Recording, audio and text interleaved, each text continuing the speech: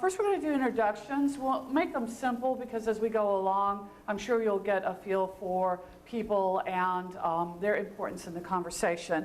The first introduction is Tawana McCarthy. Nice to meet you. And she is the founder of the Well House, which, as you can read in your bio there, that it is faith-based and Christian-centered. It's dedicated to rescuing women from sexual exploitation and human trafficking. So Tawana, everyone, good evening to her.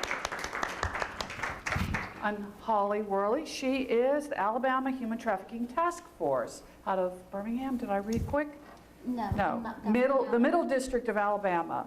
Okay, great. In Montgomery, Alabama. There you go. I can read. Reading's fundamental. There you go. And she is here to also help with what is going on in the state as far as the legal aspects of human trafficking and what is being done to help combat this issue in the state. This is Samantha Ellis, and she is a teacher, a lecturer in the Master's in Social Work program here. She also works and partners with Medical AIDS Outreach, and there's one of the discussions we'll have tonight is the connectivity between human trafficking and vulnerable populations and those type of things. So, and Samantha teaches in the master's program here, Master's in Social Work program at Troy University here. You all know me. I'm Denise Green, and I'm the interim dean for the school of the College of Health and Human Services. Human trafficking is something that I have chased and tracked and researched across the world, and so hopefully tonight we'll be able to get some ideas from you all and transfer those across. Please feel free to just, in the middle of a conversation, we'd like this to be an open dialogue with you for conversation in this area. So, to start, would anyone like to start? Would anyone like to open up? Or I'm like, you're first. I'm first. Okay. So for me, the perspective of human trafficking, what I've learned about it is it's a family affair.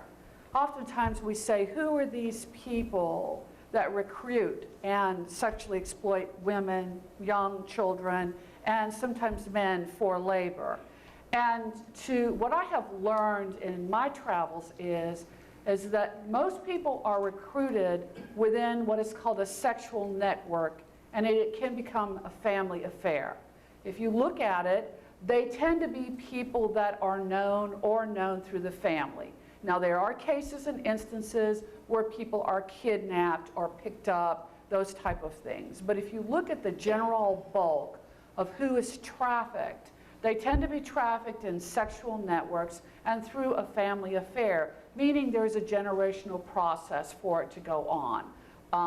And then the other thing that I have learned is the single biggest deterrent to a human trafficker is papers. And I'm not trying to make a political statement, but what I am trying to say is when you have no papers and you have no identification, then you are fair game for a human trafficker.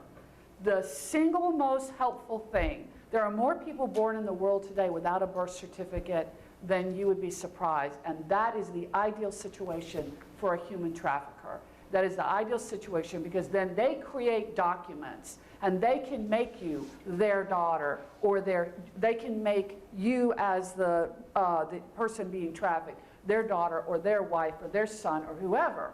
There is an act in Congress right now. It will not be passed because there's a lot of politics involved in providing papers for people in this country. As you all know, with illegal immigrants or legal immigrants coming into the country, there is a fight against that. But from my perspective, because of human trafficking, the single biggest thing for me is that every person needs identification and a paper.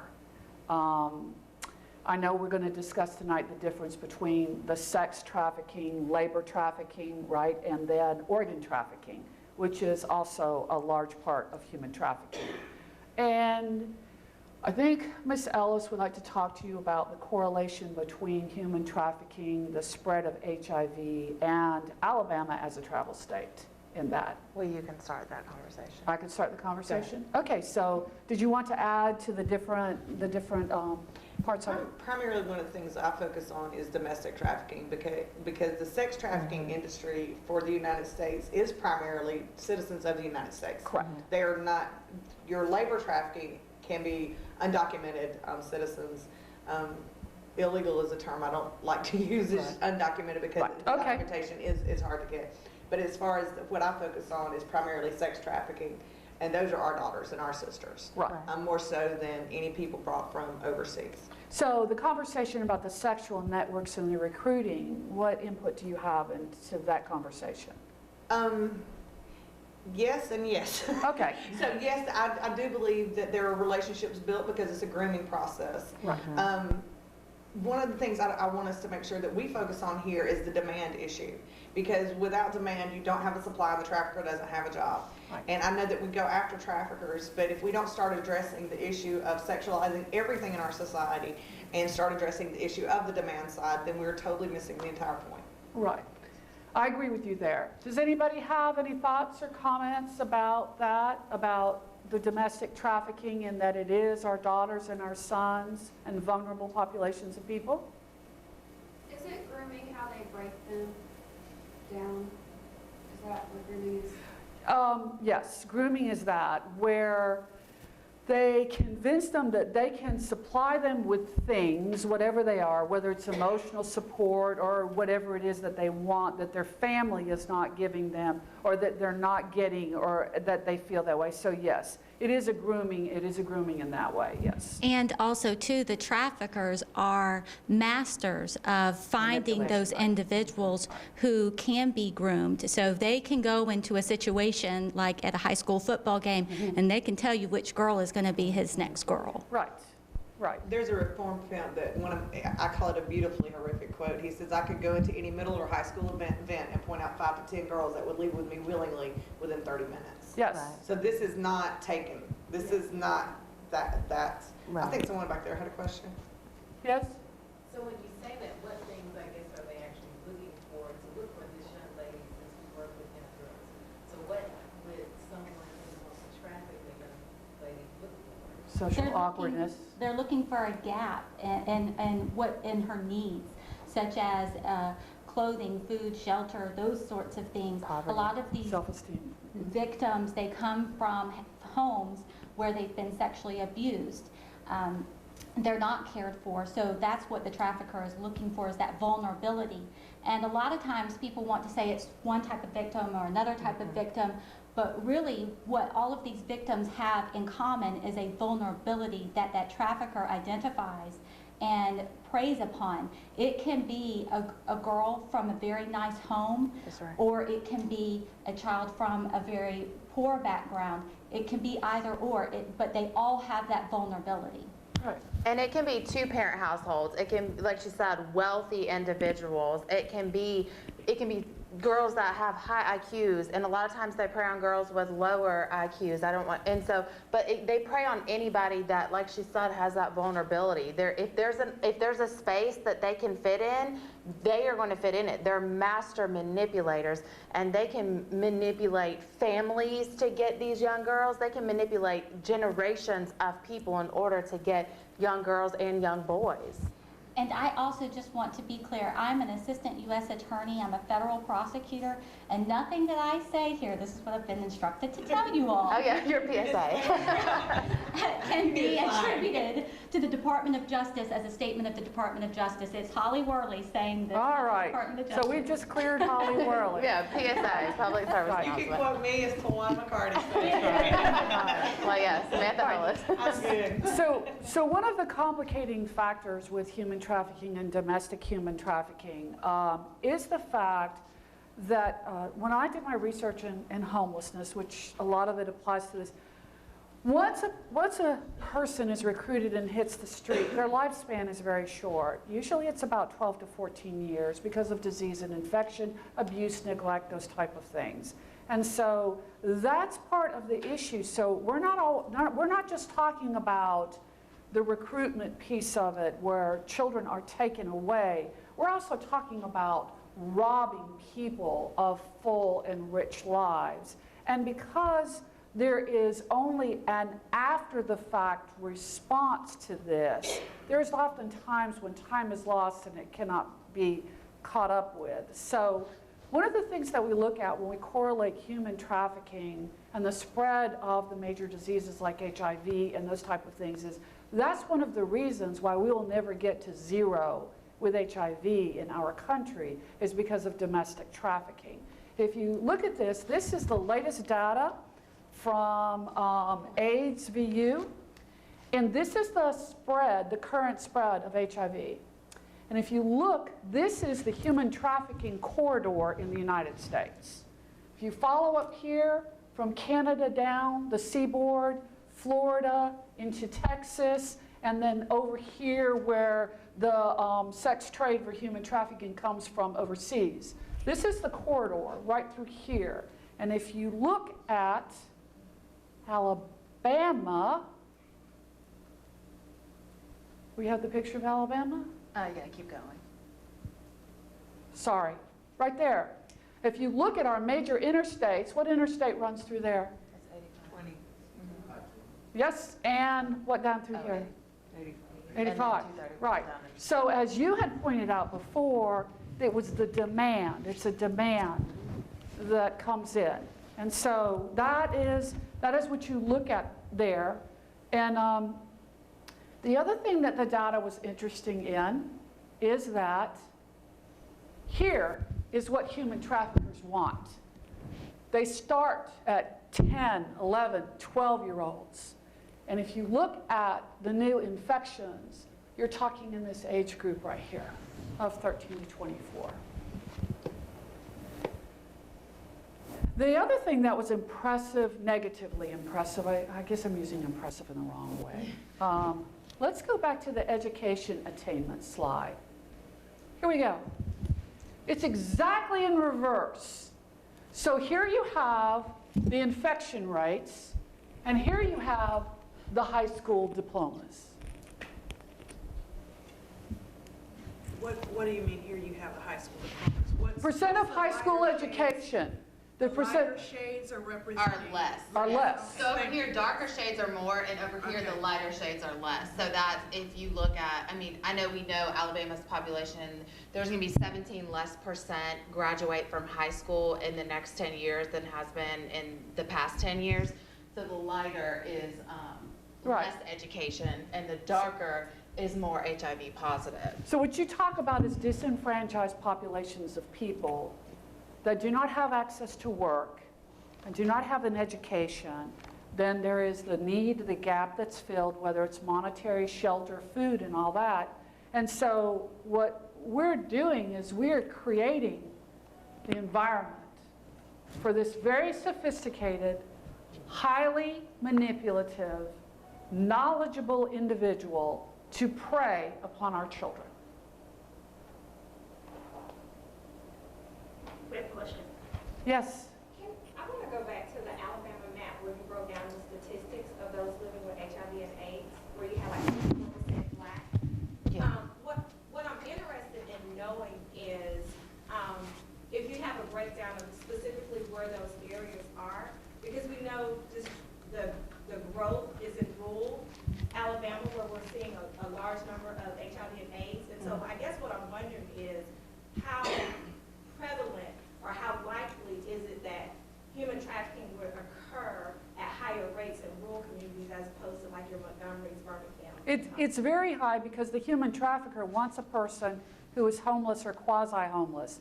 They don't want the No, current. I'm not asking about the why. I'm asking if there's a breakdown of the numbers of where they are.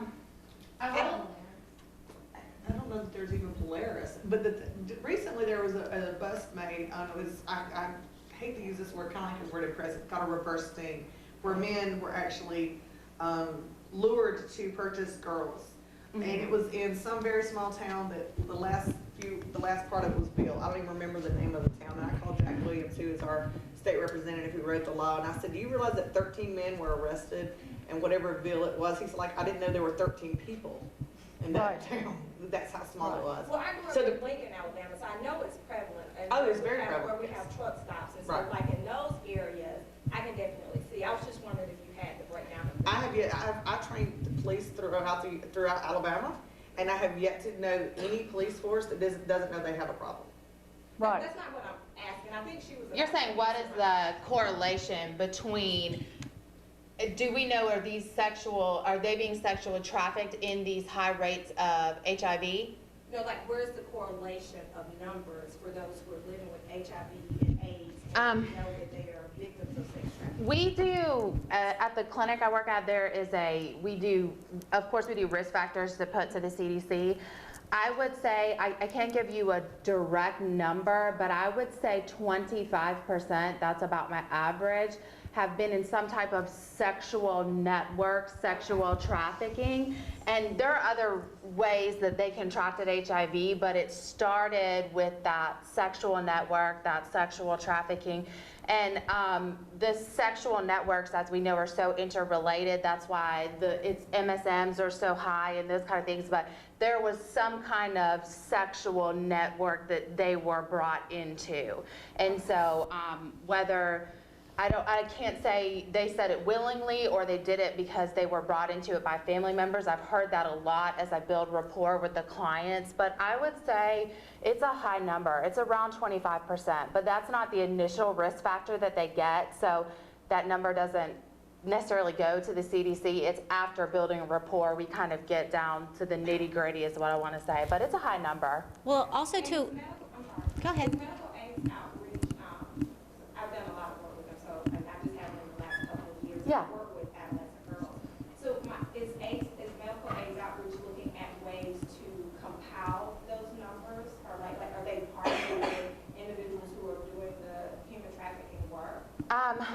I would say yes and no. We've kind of started talking about it. It's not a popular subject. I mean, even talking about HIV is not a popular subject, so trying to add that extra piece in there is a little bit difficult because as we know, our clients aren't always, that's not something that someone wants to initially say. So it is something that we try to keep up with as far as counseling for the individuals after they tell us, okay, this is how I contracted HIV, this is how I was brought into it. So it comes up, but I can't say specifically, yes, we are tracking this right now. But we do, as the social workers, the counselors, keep up with those things. But do I have a spreadsheet of all of them? No, I know my clients and then other people when we have case staffings about the other clients. But it is something that's brought up. They would be good numbers for all of the HIV Yes. and AIDS advocacy groups. But That's in right. this state, it's illegal activity, so you wouldn't report your network.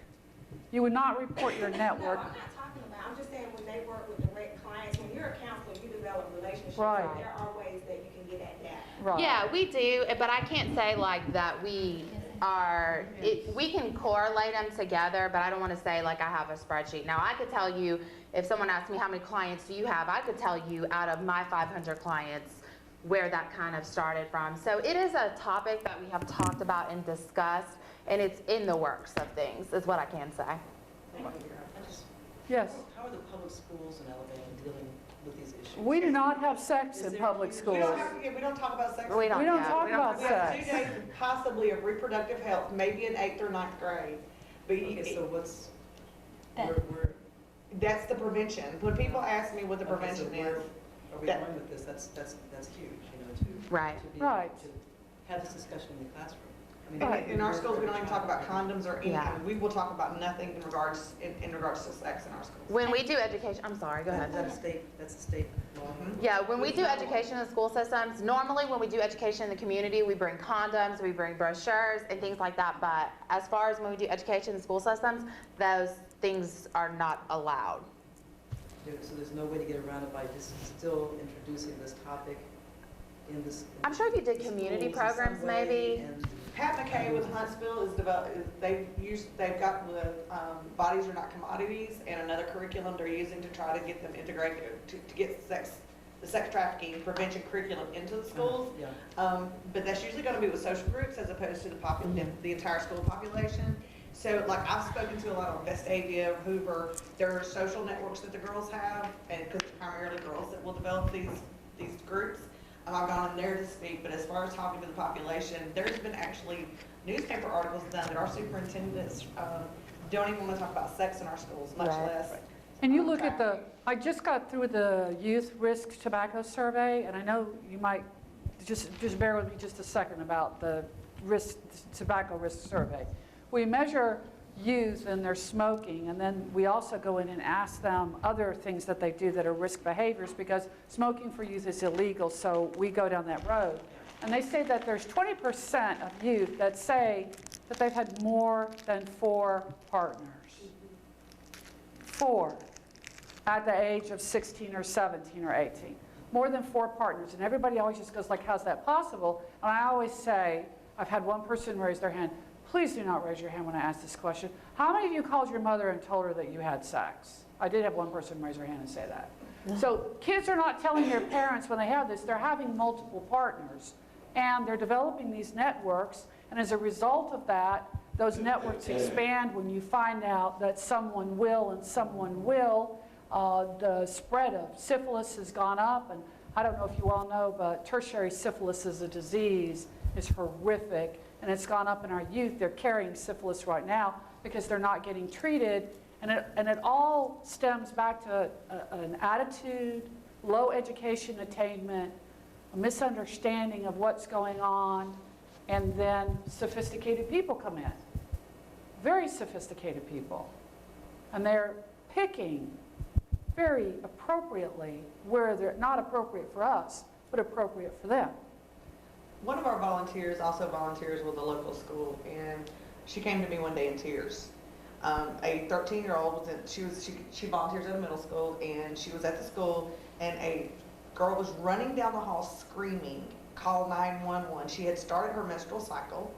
No one had ever told her what it was, and evidently she bled heavily, and she thought she was bleeding to death.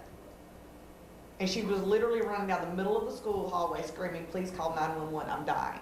Because no one had talked to her about the natural process that we go through as women. Did that change in public schools in Alabama where they don't teach sex education? Because I graduated in the 60s and we had sex education when I went to high school. I think the change came about when Nancy Reagan instituted Just Say No, which doesn't work. It's kind of like No Child Left Behind. I'm sorry, I'm speaking as Denise Green and not as Troy University. Okay? That's right. Just Say No, which doesn't work. I know here in Montgomery, my daughter's in Montgomery public school systems, and they do teach sex education. I think, but she had to give permission, did you not? I mean, I didn't. I don't know. And Gift Alliance does it as well through their program, so I'm not sure. Are you sure it's a sex education, not reproductive health? I'm very positive, I've seen it. Right. Well, that's commendable. And I've had discussions with her about. Right, but then you look at Montgomery as has the #1 rate For in the STDs. state. Also, Montgomery was also the leading in STDs among It was. adolescent girls. Right. Like 6 years in a row. Right. Yeah. And where is it in Selma? Hainville, they have the highest rate of HIV in the country. Right. Ma'am. And among Hainville. Yes, sir. This is human trafficking.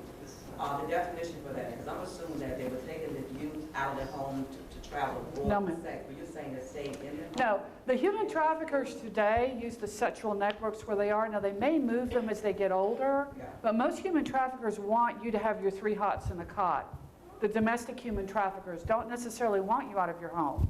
And so it's your daughter who doesn't tell you her friends, or you're getting ready to... In Alabama, just for law purposes, and you can help me on this one, is under 18, if she's being sexually exploited, that's a done deal. That is a human trafficking victim. So they're setting up men like a pimp, something like that? That's exactly Yeah. what, prostitution, strip clubs, and pornography are all not choices, and all of that is part of trafficking.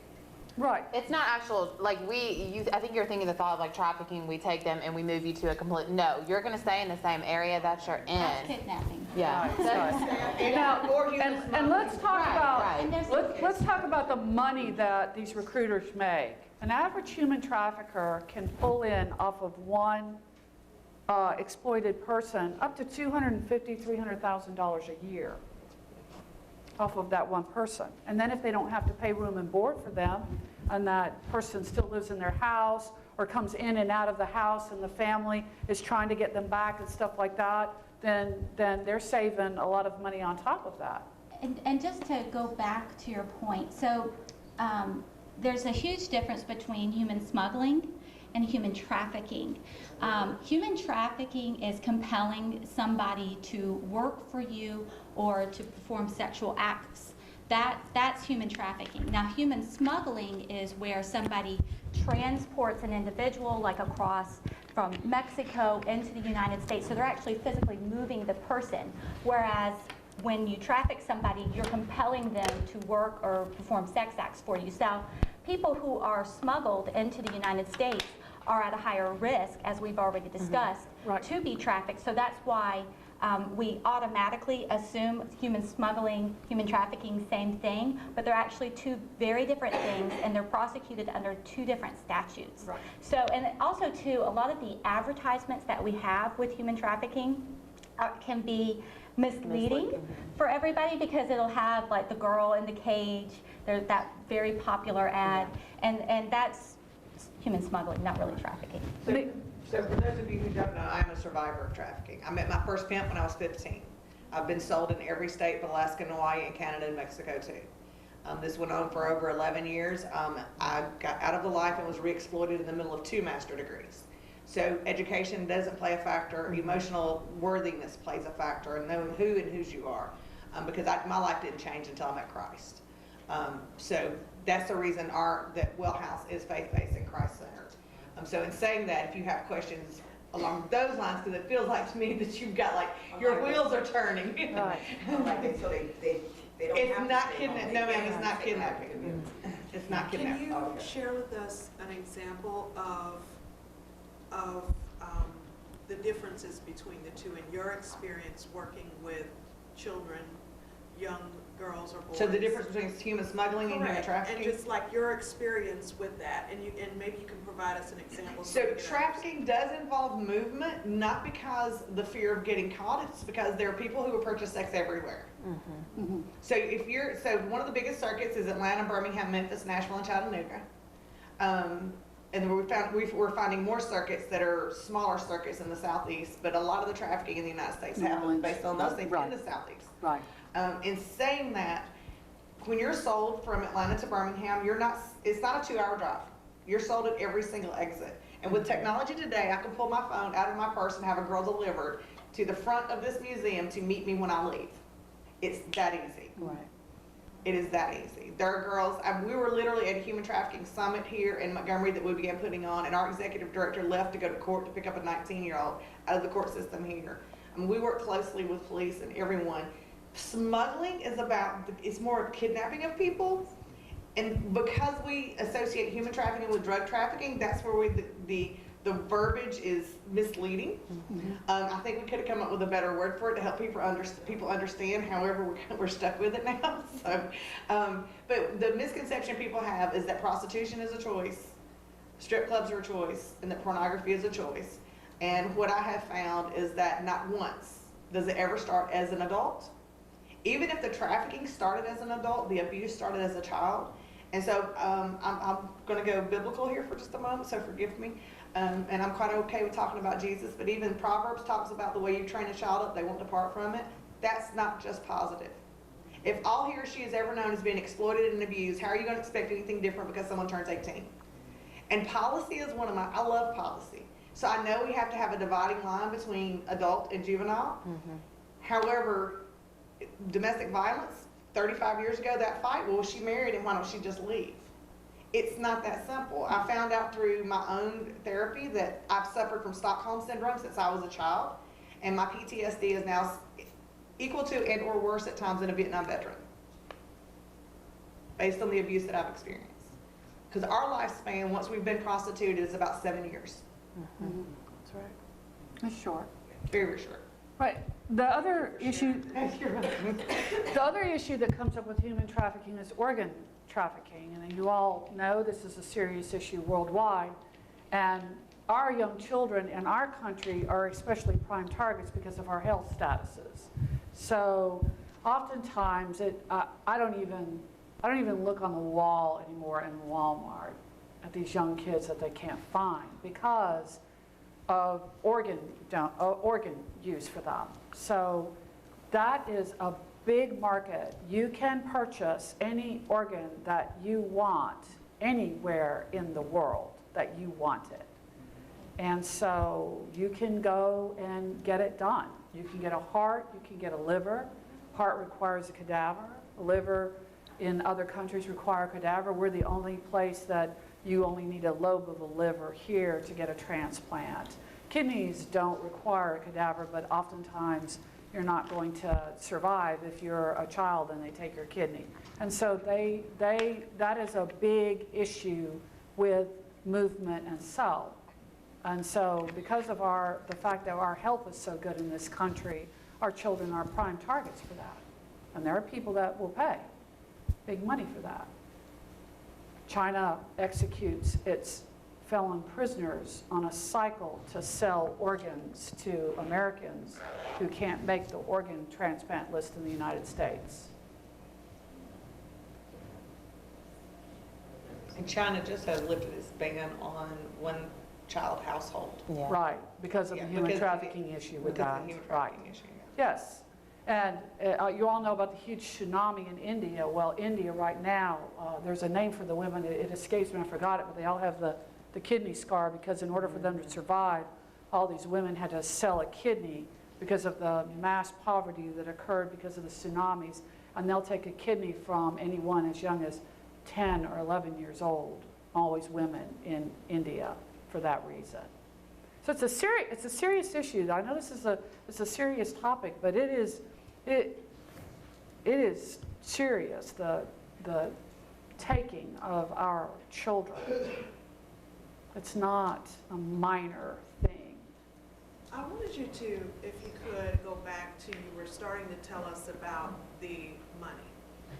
And I'm just curious about what is the attraction of the pimp to this trade of children? And what is does he or she have a network of individuals working for them? Yes. It's like an Amway. It's a pyramid. Yeah. Yeah, pyramid is what I'm thinking, and then how is the money, what determines rates? And, I'm just curious about the economics of it all. Well, the one thing about a girl, unlike drugs, see, a drug, like an ounce of crack cocaine, you can sell one time, whereas a girl, you can sell over and over and over again. So gangs are getting more involved with trafficking of individuals. As far as the rates, I think Tawan would be more apt to speak to that.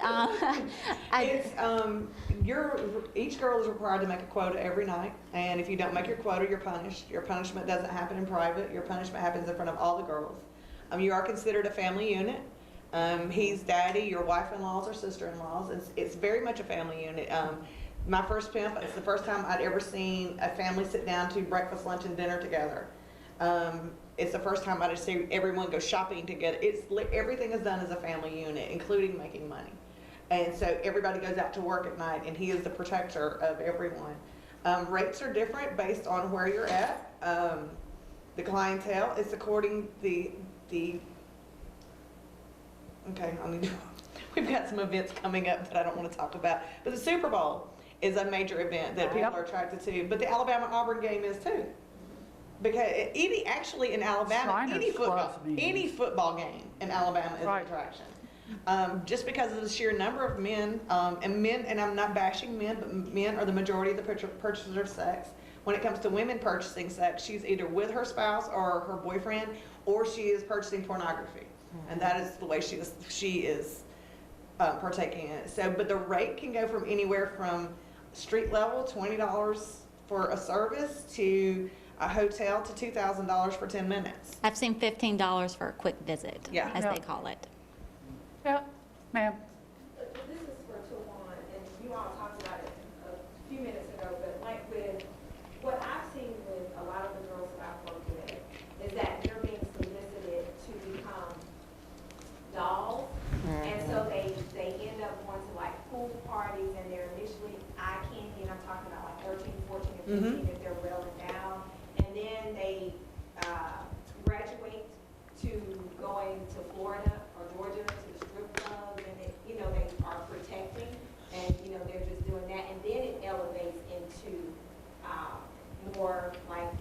hotel. It's usually a grooming process. It's over a period of time. And what's happened in our society is because we sexualize everything. I mean, candy bar commercials. Parties. Oh, yeah, those, or the fact that as a society, we support what I consider the largest porn show that happens every year on national TV. Victoria's Secret. I was gonna say that. Yeah. I knew that. Victoria, you knew. We support that. Is that being monitored though? Like, and maybe this is for Holly, the attorney, like, are you all seeing cases like that come through district court, or does it stop on the local level? Cases as in, Like with The the grooming process, I think is what stripping of like using teenagers to do that? well, I mean, I can't talk about pending Yeah, I'm investigations, just so. saying, like, But, I mean, we see it at all different stages, so. Right, in the process, like I did some research for Angela's House, which is in Atlanta, which Jane Fonda sponsored for what are called violation of probation young girls that were always caught out at night. And the recidivism rate that I followed for these girls was 100%. It's And they because said- of the Stockholm Syndrome. Right. Yeah. They had 3 diagnosable, the average young girl had 3 diagnosable mental health issues. There was substance abuse because drugs are used in part of the grooming process. And when you send them, and again, not a criticism, just a comment, we have family reunification in all of our states as part of the process. And I'm not always necessarily thinking that that's a good idea. Did I say that right? No, you said it perfectly. Okay, but it is a policy. Family reunification is a policy that we have to do this. There's a reason why that girl is running away from home. Right. Right. And a lot of times their families are the one, I think of a particular couple of clients that I have. They have told me that their aunts prostituted them, their uncles prostituted them, and they still had to live in the home, I mean, for years, and then they had children young, so then it was their children that were prostituted because of that cycle. And I can think of numerous clients that I have that I'm like, wait, I'm sorry. When I first saw this, I'm like, I'm sorry, can you say that to me again? And then it was like the process of then their kids, and then their kids, and then their kids, and it's like, I can't figure out how we can't catch up to it. And then, it may be in small communities, so then that's the spread of HIV again, because they're all sleeping around in the same network, but they're being prostituted by their aunts and uncles and mothers and things of that nature. So it's like they can't ever get out of that cycle. They're in a small community, education, they have nowhere to go, and then their kids are put in that cycle. But the good news is it's all over the world. I just want you to know that we're not special in America. No, we're not. In every country that I've ever traveled in, when I was in Russia, I taught at the Moscow Law Academy. And when I would walk to the academy down very nice streets, you would see houses that would have like a blue curtain and a pink curtain in them. And I'm just like, this country bumpkin. I finally asked the person that's escorting me around, because it was sometimes dangerous to be on the street, why do they have the curtain? He goes, you don't know? I went, yet. No, I don't know. He goes, the blue is because there's a boy available, and the pink is because there's a girl available in the house. I go, like, available for what? Oh, okay, I get it. So it's everywhere. And families sell their children in other countries. They sell them to go to the cities. The same migration occurs, and they will sell them. So the Women's Fund of Birmingham did a study in 2011 called Invisibility, and it was just for Jefferson County, and they found that 80 to 88% of the trafficking that was happening in Jefferson County was familial pimping. Mm-hmm. Yeah, it was extremely high number. Yes. And one thing that I just want to make a point about is that a lot of times these girls do not identify themselves as victims. Right. So when you talk to them and you say, oh, you have HIV, how did you contract that? She's not going to tell you, well, I was sex trafficked. When I talk to a victim, and I can't call her a victim. I can't say, oh, you were sex trafficked. A lot of times it's my choice. It's my body. Why would I have some man making money off of me? This is my choice. And they get very defensive about that. You have to be very careful with the language that you use with these girls because they don't want to be a victim, because if they're a victim, then that takes something away from them. So you don't expect them to run up to you and say, oh, I'm a victim of sex trafficking. She's not going to do that. I opened Well House and didn't even know I was a victim. Actually, I was with a girl who helped write the law in Alabama with Jack Williams, and she looked at me. I had just opened Well House, and she said, when are you going to address your own victimization? I looked at her, and I was not a victim. Right. I chose to run away when I was 15. I was not a victim. And I was literally at a human trafficking conference reading the TVPRA. Now, mind you, this is having 2 master degrees. Educated woman. And sitting there looking at the policy and looking at the law, and I looked at the person sitting next to me, I went, based on this, I'm a victim. Yeah. And they said, are you ready to deal with it? And I went, absolutely not. Because that took the control away from me.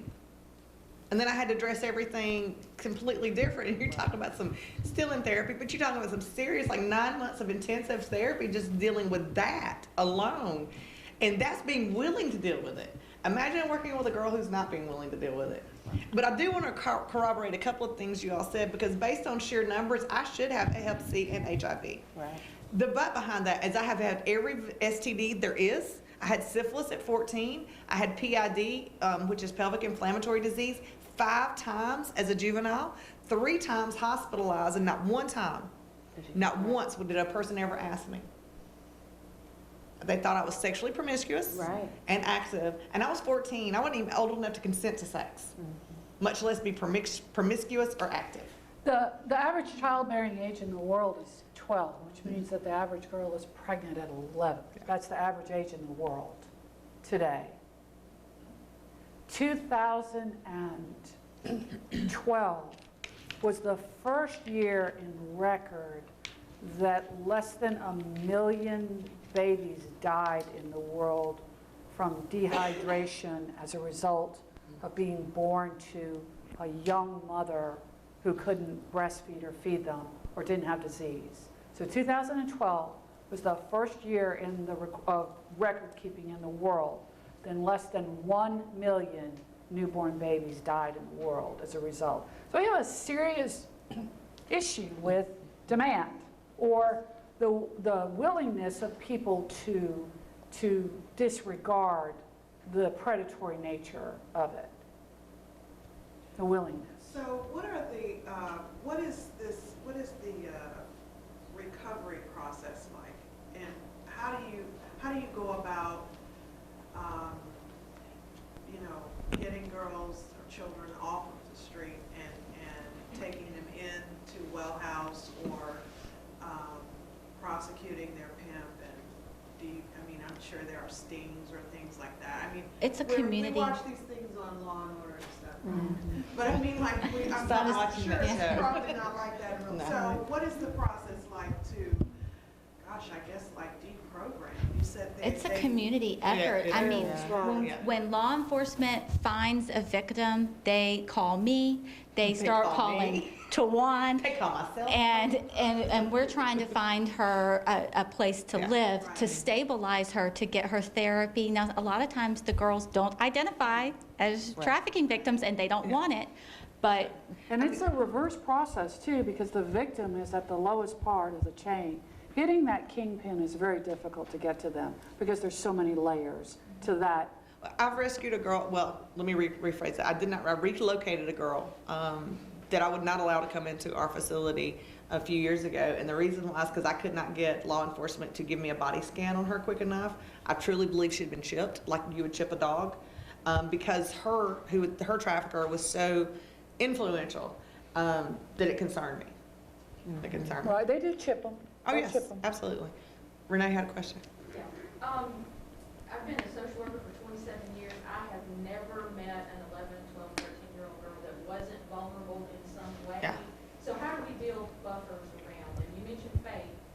What other ways do we build buffers around? I think like she said too, it starts in the community, is that we're aware of these things, because a lot of times we always say, oh, that's not my issue, that's not my family, that's not my, and so we have brushed, if you live in a small community, I live in a small town, and brush those things aside. We're okay with 11-year-olds being pregnant and 12-year-olds being pregnant, but we have to address that issue. Why is a 12-year-old being pregnant? Who was she having sex with? And so we have to continue to address these issues and not brush them to the side as we do in society, because we're focused on our own families, our own lives, and we brush things to the side, just like STDs and things of that nature. Oh, well, that's not me, I don't have that. But they touch everyone's life in here. I promise everyone in here knows someone who is HIV positive or has had some type of connection with that. But we have to continue to address these issues and not brush them to the side. If you see something off, you need to try to do something about that. 12-year-olds should not be having babies. It's not okay. Another part of that I think we need to address, and I can pick on you because I know you and love you. And also you're a social worker, as I'm a social worker and have taught social work too. If we don't start changing the way we teach social work, because I'm sorry, but there is no academic, polite way to put this. I get pissed off when I read a case file that says became sexually active at 9. Right. That's There's no not way possible. You didn't become sexually active at 9. You don't become sexually active at 9. You don't become sexually active And at 11 or I am just the one that will say, do you know that person? What are you doing talking to them? Because I live in a small Yeah. town. So I have neighbors that have just a bunch of kids, and if I say, what are you talking to him for? He's like 5 years older. What are you talking to him for? Well, I am that one. I am that one. And I am too. I think we have to go above and beyond the extra call, that extra step, and find out the extra information. One of the things when I taught social work, I would let my students know that if you come in with a bruise or something, I need to talk to you. I want to know why it happened. It is not okay Yeah. for our young women to have babies. It's not. It's No. not. This is kind of random, but I live in Deer Creek, and I feel like I think they think that like they're safe, but I see so many young kids like walking down the road, I'll drive and I'll be like, what are you Yeah. doing Why are you out? Yeah. That's what she says all the I'm time. like, why are you outside? The sun is going down. And they're like 15 and 16, but still because the society that we're in, we kind of like, oh, it's okay that they go to parties. I didn't grow up in a household where I could go to parties as a teenager. My curfew was 10 o'clock, and if it was 10 o'clock, the police were like coming to find me. But we've kind of developed over time where it's okay for our young girls to dress like this. It's okay. I mean, I see little girls, and I mean this in no type of way, but I have a 3-year-old, and they have little girls have like crop tops on and little shorts, and we're sexualizing 3-year-olds, and yeah, and so I'm like, it's cute, oh, they're adorable, but that grows into, right, that's not cute and adorable to sexualize our children. And no, she needs to have a long, and but that's the mother I am, but we have to do that as a society, because why are we sexualizing 3-year-olds? And that's what happens. And I know we watch all the shows and see all the things, they're predators. Those are people that's how their mind frame is, to take these children in and do those things. But we have to start as individuals. Let's not sexualize our children. Not just little girls. Little boys are a big market too, but we have to stop sexualizing, like she said, stop sexualizing everything. I mean, you can't even go into a store, shorts, who can buy a pair of shorts? They're this big, no matter what size you are. And I'm like, what in the world? So we sexualize everything. And I'm like, Everything. And I think a major point to bring up is that, the 12 and 13-year-olds are getting pregnant, and that's not okay, but now it's very common for these 17, 18-year-olds to be married and pregnant. My generation, when I graduated high school, kids, marriage, none of that was even a thought. We were career focused. But now my sister's generation, she just graduated from high school, and the majority of the girls that she graduated with are now married and have kids. Yeah. At 18. And so we're going back to the society where 13, 14-year-olds think it's cool, or it's the thing to do to be moms and to have kids. And that's, And this for whole some world people, suffers that's when you're a okay, bad parent. but it's not. and that just correlates to how early they're having sex. If they're getting married at 17 or 18, what is the age that they're starting to have sex again? Like we talked about, it's everything you see on TV. If you're not skinny and perfect and everything is showing, no one's gonna watch that show. I mean, look at reality TV, those kind of things, everything is sexualized. Until we stop engaging in sexualization, this is gonna continue. I mean, that's my thoughts. And they're continuing to have these conversations, because what I have found and I can speak from experience, is that men who purchase sex are good men, and I'm using quotations. And when I used to say the term good, they're professionals. They have families. They have kids. They uphold for the law for the most part, and they experience this as an act as opposed to an emotional involvement. In John schools, which are schools that men have been arrested attempting to purchase sex, there's only a 5% recidivism. And so once these men find out what they're doing, that they're actually raping her, their conscience comes into effect. And so if we don't have more of those conversations with men, it's great that we got a bunch of women here. I'm so happy to see men here too, because it's the guys that know what their brothers are doing. And they're okay with it and supporting them, not calling on them. I've got friends that look at pornography, and every time I see them, I'll be like, you're not looking at that still, are you? Do we need to have another conversation? And it's not that I'm shaming, guilting them. I'm letting them know I love them, and I'm here and I support them, and I'm going to love them and be here and support them. I don't care what they do. But if we don't continue to have those conversations, and men have the conversation with other men, then we're going to continue to have this problem. Because we can go after the pimp or the trafficker all day long. I can go after the John. I can. Thank you. But there's going to be And we've got to have people do that. There's always going to be another one. Someone's always ready to step into that. And that that's space. generational too. 'Cause Right. I don't know how many times men have brought That's their right. sons to me to purchase sex from me for him to lose his virginity. Right. And I'm talking, I've turned some away before because I'm like, he's 13, no. Right. Even like around that age in high school, like they all want to be like each other, like the whole pregnancy pact. Yeah. And that kind of goes back to you, what you were saying. Yeah. You got a question? Yeah, just being in investigation for about 5 years and working with a lot of girls that were exploited in a lot of ways. I guess this question for Iowa, is there anything going on in the U.S. Attorney's Office for blacks on the social media sales of prostitution, like Backpage.com? Oh, yes. We have a Middle District of Alabama Human Trafficking Task Force, Corporal Lydell. He comes to the task force, and we have a law enforcement only meeting where we discuss cases that are going on. We also have the second portion of our task force meeting is a community portion where any of you all could come to the meeting. I think their next one's November 9th or 5th or so. But if y'all want to come, give me your email address and I'll put you on the email roster. But so we are actively working on getting awareness out there, and law enforcement is working on doing things and trying to prevent this sort of thing from going on and educating the members of their community. So definitely, we've got a lot of stuff going on. And Texas and California just did a really big thing. They arrested the CEO of Backpage. Texas arrested them. There was 2 warrants, or there was actually several warrants, but it was done in conjunction with each other. And so he had to post a $500,000 bond in Texas before he could be extradited to California. But he's facing some child charges in California.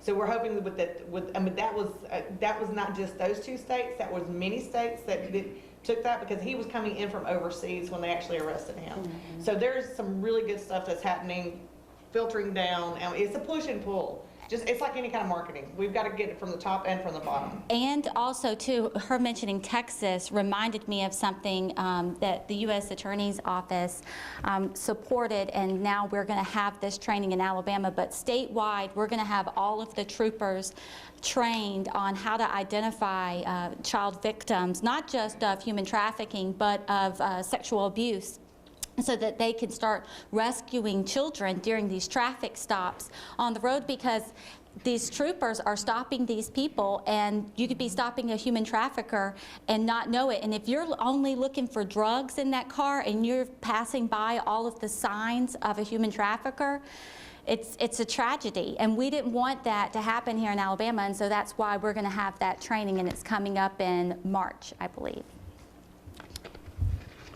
So what can, just regular folks do? We always hear that see something, say something, but what should we be, looking for, or be able to identify as something that's off, or that we should report if we see? I've seen where on social media there was a post about you can take a picture of your hotel room. There's some kind of program about that, and I also there was a book at my old university where I was called The Slave Next Door. And then there was a woman who came and spoke, and she talked about how they wrap the soap in the hotel rooms, the wrapping around the soap We on do the that. inside. They have a phone number you can call so that the child can be discreet about calling someone for help.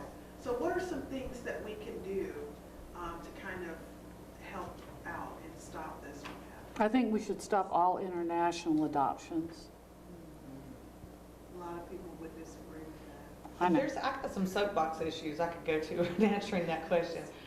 The first thing is, as parents, we can talk to our kids about sex.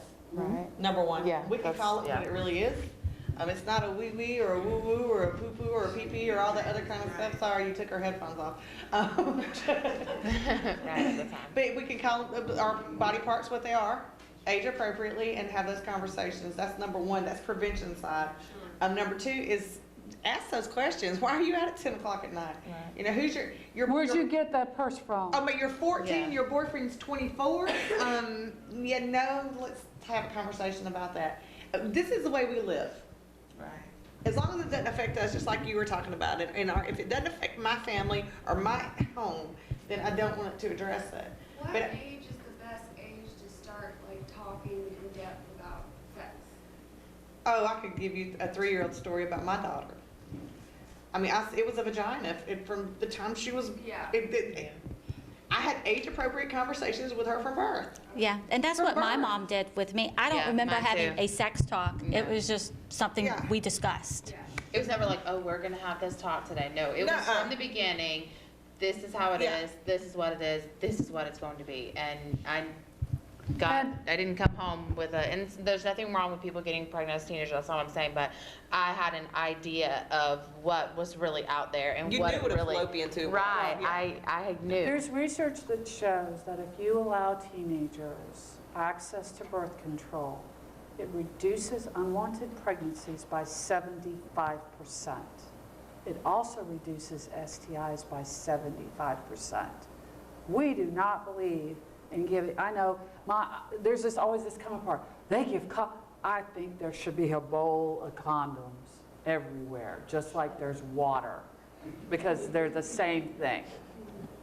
Because it reduces STIs and unwanted pregnancies, because, what And do it we makes do? them think about, should I really be having sex too? Right. It opens up that conversation of, oh, there's a condom here. Well, I don't know how to use a condom, so should I be having sex? You know, it opens up that conversation of all those things. So yes, we're saying we're gonna give it to them. Well, it's going to happen anyways. And so, but like she said, we have to start at home with our children, with people that we come. My husband has a huge family, so I always talk to the kids in the family. I'm like, what are you doing? Where did you get that from? I mean, they're 15, 16, 17, but I'm wanting to know, because it may be something as parents we miss things, but as other people, so I'm always asking his little cousins, I'm like, who bought you those shoes? Those are 100, I'm gonna go ask your dad if he bought them. Kind of things like that nature. And so we have to open up as communities and do that for our children, because it's not, even if they don't have a mother or father at home that's willing to do it, if someone shows them a positive, then they may not go towards someone that's gonna manipulate them. You never know when you touch somebody's life. I don't think there's a magic number, Yeah. age, No, I think it's that birth. you talk to them about sex, but I think that they always need to know about their body. Right. Right. You And know, who should, they're saying- you And know, who should touch her body? good touch, Yeah. even though, just say no didn't work, good touch, bad touch is an excellent program. All of that, yeah. That was Yeah. my 3-year-old story when my daughter, her grandmother brought her home, and my daughter's biracial, and her grandmother was actually, she was in her 70s when my daughter was born, and so she was an older African-American woman, and she brought her home one time, and she says, let me tell you about your child. You know, everyone hear that from a grandmother. And what Erica had did is stood up at 3 years old in the tub, and her grandmother was giving her a bath, and she says, my mama says nobody touches my vagina but me, I will wash it. And so she did. And she's like, I handed her a washcloth. But she knew, because I'd had Yeah. those conversations with her. That's yours. Yeah. You know, it's yours. And so we don't have those. The other thing is I see your question, but I'm gonna call parents on the carpet too. My daughter, I have every password in her phone. My finger unlocks her phone. However, hers unlocks mine too. And she has all of my passwords too, because I don't have anything to hide from her. Now, she does know I have stuff that's law enforcement sensitive, so she's not gonna go in those kind of areas. But if I want to trust her, there's a mutual trust is both ways. It's two ways. It's not just one way. And I know your kids aren't supposed to be your friend. She's not my friend, but I'm also a single mom. So there's also a protection factor in that. If something happens to me, she can access anything she needs to. But we don't want to do that either with our kids. We don't want to say, here, I trust you. You know, Right. you trust me too. I have some literature out there too that pamphlets that people can pick up if you want to learn more about human trafficking. And there's these little cards that have some of the signs of human trafficking, like we were talking about. Okay. This is some of the things that we're starting to do, and I can't say my community, my church. And people, when we started this, well, they were saying that's not the norm, well, let's get out of the norm. What we did was we had Montgomery AIDS outreach, and my pastor said, bring it.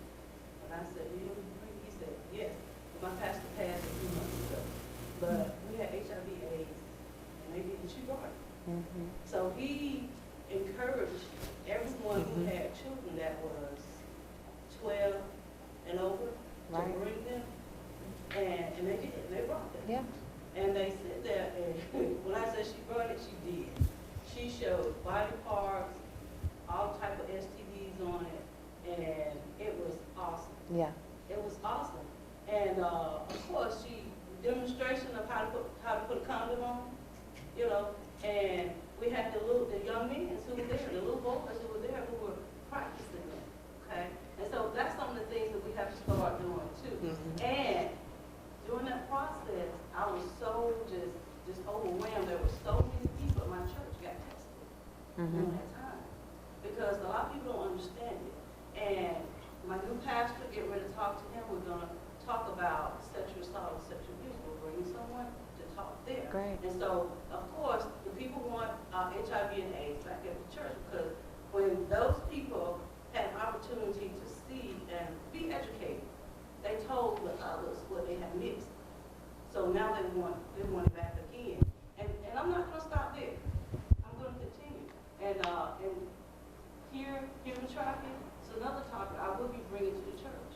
That's And great. that's in the community. We have to start in our community to start educating our people in our community. I mean, we have to go to the church. And especially in the South, everyone goes to church on Sunday morning. That's like that's where everyone meets at and does things, and that's great. That's fantastic.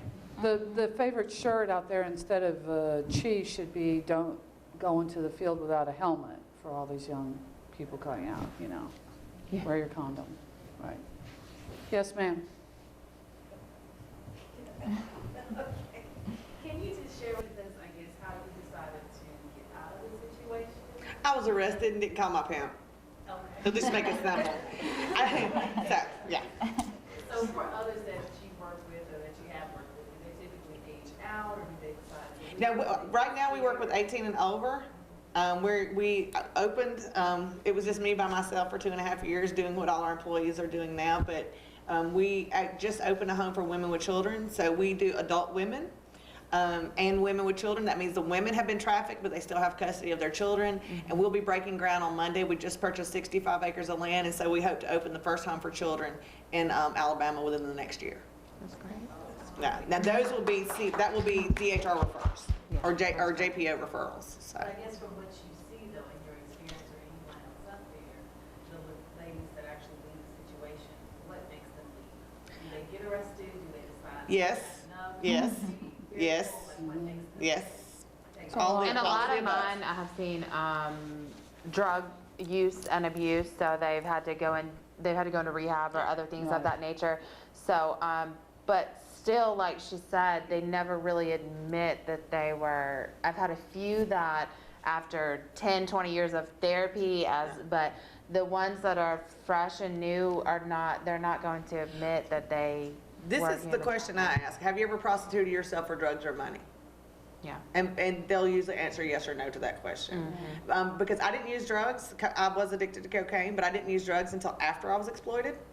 didn't like it, didn't care for it, but being raped 30 times a day, you're gonna get high on something too. And it does become a vicious, ugly cycle, but drugs are never the problem. They're a symptom of the problem. Drugs, we don't have drug problems. We have people problems and drugs are a symptom. And we're not addressing the people problem. So all of those scenarios are how they get out. The good thing is in Alabama, we passed safe harbor this year. That means 21 and under cannot be arrested for prostitution anymore. I mean, hopefully to get across the board to all the law enforcement that they'll know that. I think we also have to look at some institutional laws. For me, the biggest feed that we do is our aged out foster care children. They are very vulnerable, and those kids, when they put them out on the street, they are just like fresh, I mean, they know where they're gonna be. Yeah, they know. And we age out our foster care kids by the hundreds daily. And I would say about 70% of our foster children in Alabama have been trafficked. Right. It's really high. I would agree. They hit those streets, they don't live very long. The good news is we've trained DHR, and so I was meeting with kids last week. I'm meeting with kids on a regular basis where the worker thinks that they may have been trafficked, and so they're looking for the signs now.